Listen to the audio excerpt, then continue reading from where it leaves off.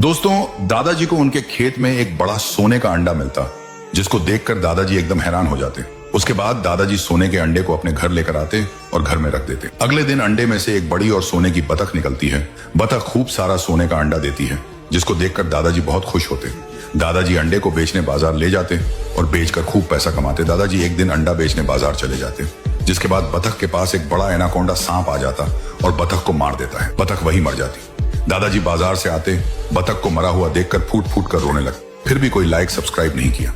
बंदर आम के पेड़ पर बैठकर डेली जूस पीता था। एक बार सूखा पड़ जाती है तो सारे जानवर एक तालाब को खोदते हैं। अब बारिश का इंतजार करने लगते हैं। आसमान में बिजली चमकती है और तेज बारिश होने लगती है। सारे जानवर पानी पीकर अपनी प्यास बुझाते हैं और खुशी से रहने लगते हैं। एक दिन हाथियों का झुंड आता है और सारे तालाब का पानी पी जाता है और तालाब को नष्ट कर देते हैं। बंदर ये देखकर रोने लगता है। फिर लाइक सब्सक्राइब नहीं। बंदर और किसान खूब मेहनत करके डिजर्ट में एक घर बनाते हैं। ये बंदर दूर दूर से भोजन और पानी लाता है, तो किसान भी बहुत मेहनत करके ईंटों को लाता है और फिर घर बनकर तैयार हो जाता है। एक दिन किसान और बंदर आराम कर रहे होते, तभी बहुत तेज बाढ़ आ जाती है और किसान का घर डूब जाता है और यह देखकर बंदर रोने लगता है। फिर लाइक सब्सक्राइब नहीं किया। एक बार की बात है, एक किसान अपने भोले से बैल के साथ खेत जा रहा था।